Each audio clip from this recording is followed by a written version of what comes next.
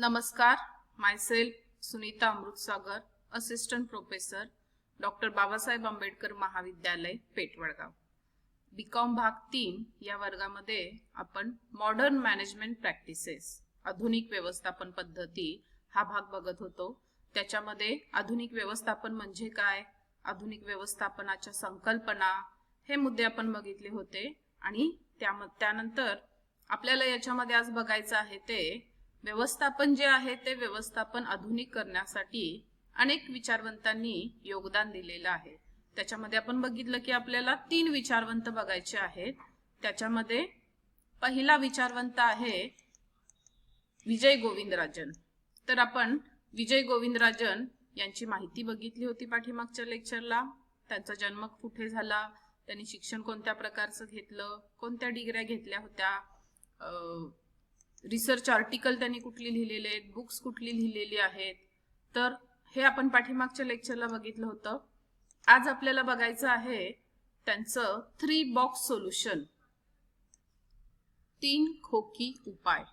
आपण मराठीत 3 box solution याला 3 खोकी उपाय असं म्हणतो. तर विजय गोविंदराजन असे मत मांडतात की मुख्य कार्यकारी अधिकाऱ्यांना विविध लेख वाचण्याची इच्छा नसते, त्यांना धोरण आवडते. गोविंदराजन यांची B.F. गुडरीच यांच्याबरोबर पहिली भेट झाल्यामुळे त्यांनी एका लिफाफ्याच्या मागील बाजूस 3 बॉक्स असलेल्या कल्पनांचे अक्षरशः रेखाटन केले होते. त्या 3 बॉक्समध्ये प्रत्येकी भूतकाळ, वर्तमान काळ आणि भविष्यासाठी एक असे धोरण ठरवले होते. तेच त्यांच्या व गुडरीच यांच्या सल्लामसलतीचे केंद्र ठरले. व्हीजी म्हणून सर्वत्र ओळखले जाणारे गोविंदराजन हे सध्या जगातील अव्वल रणनीती सल्लागार आहेत.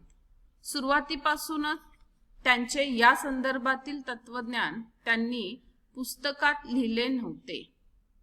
26 एप्रिल 2016 मध्ये प्रकाशित झालेल्या 3 box solution, a strategy for leading innovation या पुस्तकात गोविंदराजन यांनी 3 बॉक्सची संकल्पना मांडली असून कंपन्यांना भविष्यातील नाविन्यपूर्ण विकासावर भर देऊन व्यूहरचना तयार करण्यासाठी एक चौकट उपलब्ध करून दिली आहे. भविष्यकाळ हा काही खूप दूरवरच्या क्षितिजाप्रमाणे नसतो. भविष्य घडविण्याचे काम उद्यावर ढकलता येत नाही, ते दररोज करावे लागते. त्याचप्रमाणे भविष्य घडविण्याच्या कार्यात जे अडथळे येतात ते निवडक रीतीने बाजूला सारावे लागतात. तर सगळ्यात महत्वाचं हे वाक्य आहे, भविष्यकाळ घडवण्याचे काम उद्यावर ढकलता येत नाही. तर आजचं काम आज करावं लागतं, तरच गोष्टी बदलतात. नाहीतर आजचं काम उद्या करेन, परवा करेन असं म्हटलं तर गोष्टी घडत नाहीत. आणि त्यामुळं भविष्य घडवण्याचे काम उद्यावर ढकलता येत नाही, तर ते दररोज करावे लागते. सगळ्या विद्यार्थ्यांनी हे वाक्य अगदी मनावर कोरून ठेवा.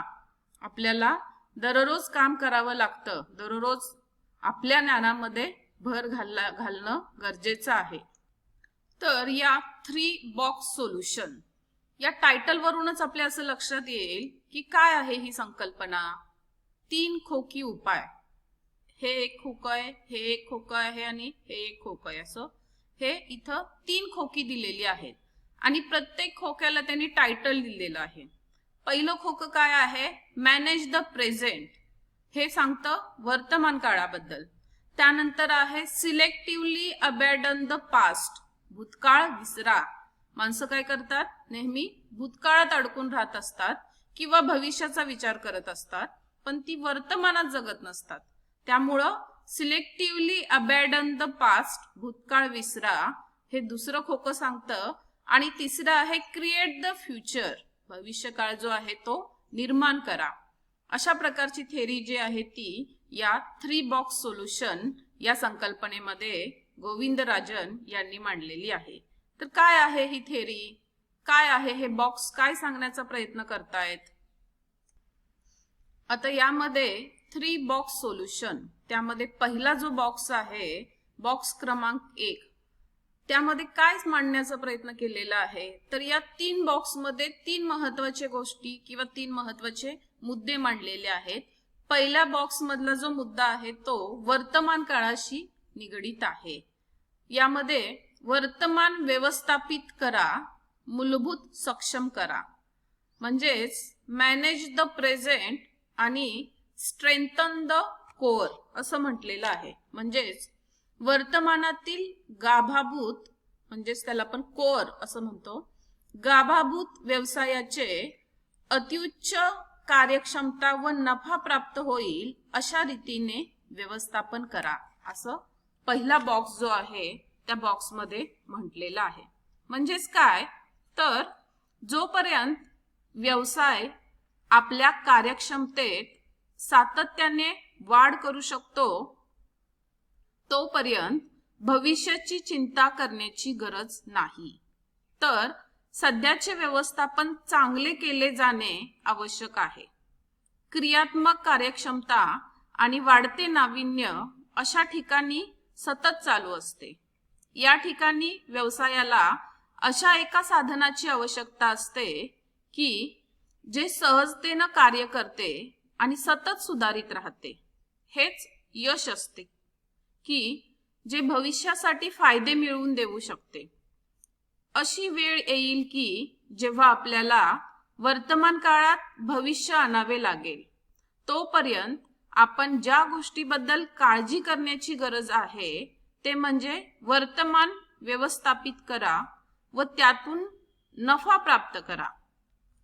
सध्याचा मुख्य व्यवसाय उत्कृष्ट कार्यक्षमता आणि नफा यावर व्यवस्थापित करा, असं या पहिल्या संकल्पनेमध्ये सांगितलेलं आहे. म्हणजेच वर्तमान जे आहे ते वर्तमान गरजेचं आहे आणि त्याच्यामध्ये उत्कृष्टतेची सुरुवात व्यूहरचनात्मक स्पष्टतेसह होते व ती योग्य शिस्तीमध्ये कार्यान्वित केली पाहिजे.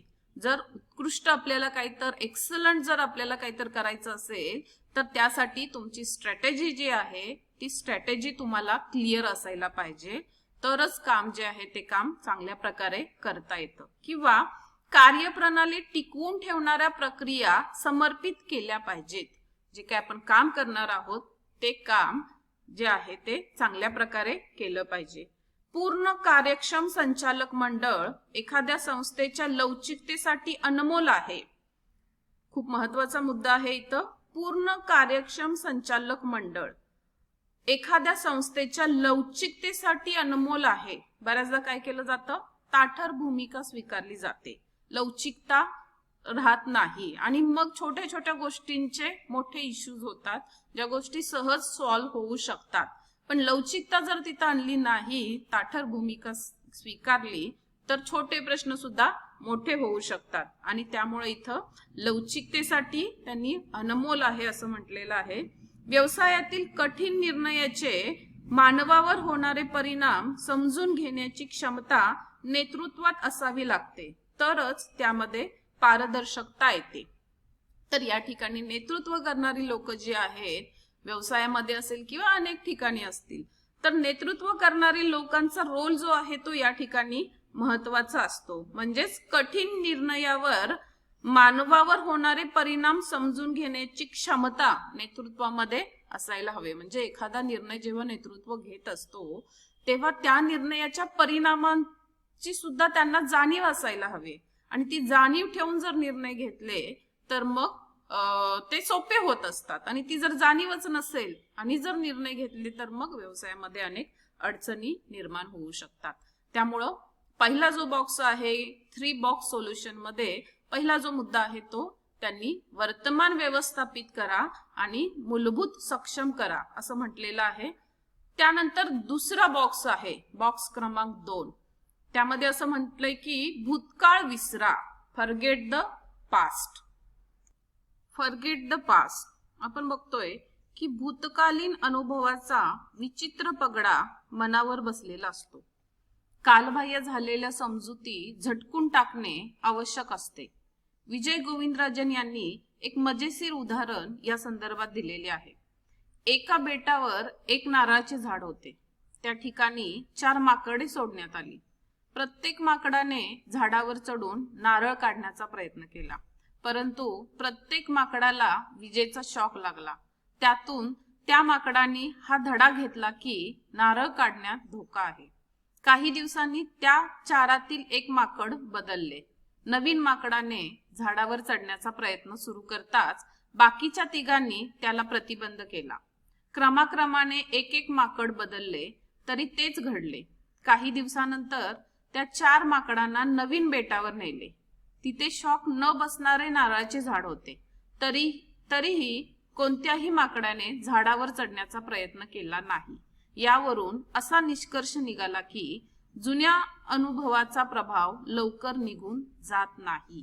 त्यामुळं इथं व्यवसायामध्ये सुद्धा काही गोष्टी ज्या आहेत त्या गोष्टी बदलणं गरजेचं आहे। या उदाहरणावरून तुमच्या लक्षात आलं की काय घडतं, माणूस जो काही भूतकाळात अनुभव आलेला आहे प्रत्येक वेळी तेच आणि तसंच घडेल असं नाही, पण आपण गृहीत धरून चालतो की तेच आणि तसंच घडणार आहे। त्यामुळं भूतकाळ जो आहे तो भूतकाळ विसरायला पाहिजे। पूर्वीच्या अनुभवातून एक विशिष्ट मनोधारणा पक्की झालेली असते। जुने तेच बरे असे वाटते, पण आवश्यकतेनुसार जुन्याचा त्याग केला पाहिजे असं या ठिकाणी म्हटलेलं आहे। तरच आपण नवीन काहीतरी शोधून काढू शकतो। नाविन्य निर्मिती जी आहे ती नाविन्य निर्मिती करता येऊ शकते असं याच्यामध्ये या सेकंड बॉक्स मध्ये विचार मांडलेले आहेत। त्यानंतर तिसरा जो मुद्दा आहे, शेवटचा बॉक्स क्रमांक 3, भविष्य घडवा, क्रिएट द फ्युचर। हा एक असा बॉक्स आहे की ज्यामध्ये आपण धैर्याने भविष्याची कल्पना करू शकतो। हा अशा उपक्रमाचा संच आहे जिथे आम्ही विशिष्ट प्रवृत्तीवर, उत्पादनावर किंवा तंत्रज्ञानावर लक्ष केंद्रित करतो आणि दीर्घ काळासाठी फायदे मिळविण्याचा विचार करतो। दुसरे व्यवसाय ज्यांचा विचारही करू शकणार नाहीत अशी एखादी कल्पना भविष्यासाठी राबवितो। ही कल्पना मूलगामी, परिवर्तनकारी असते की जी केवळ स्पर्धकांना संपवत नाही तर व्यवसायातील पारंपरिक पद्धतीही संपवत असते। तर यामध्ये तिसऱ्या बॉक्स मध्ये असं म्हटलेलं आहे की क्रिएट द फ्युचर, भविष्यकाळ घडवा, आणि त्यासाठी प्रत्येक नवनिर्मिती ही परिश्रमपूर्वक केलेली असते। त्यासाठी सहनशील नेतृत्व कारणीभूत ठरत असतं। प्रत्येक नवनिर्मिती ही परिश्रमपूर्वक केलेली असते। लक्षात घ्या, नवीन काही जर घडवायचं असेल तर अथक आणि अफाट परिश्रम करणं गरजेचं आहे। आपल्या चांगल्या व्यवसाय संधीमध्ये इतरांना संयुक्तपणे सामावून घेता आलं पाहिजे। यामध्ये शिक्षण हे नेहमीच नवनिर्मितीच्या अगोदर अपेक्षित असते। तर हा जो तिसरा मुद्दा आहे त्याच्यामध्ये भविष्य घडवा, भविष्यातील जे आधी नेमके ओळखता येत नाही त्यासाठी पूर्वतयारी केली पाहिजे। लक्षात ठेवायला कठीण पण महत्त्वाचे सूत्र हे आहे की भविष्यकाळ आता आहे। The future is now. भविष्याची तयारी दररोज केली पाहिजे। काल काय काम केले त्याच्या पुढे आजचे पाऊल पडले पाहिजे। 3 खोकी उपाय समजायला सोपा परंतु आचरणात आणणे कठीण आहे। म्हणजेच भविष्यासाठीच्या पूर्वतयारीत गुंतवणूक करणे हिताचे असते।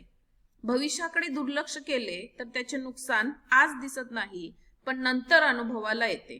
त्यामुळं या ठिकाणी भविष्यकाळ घडवत असताना रोज त्याचा विचार केला पाहिजे, त्या गोष्टी आचरणात आणल्या पाहिजेत।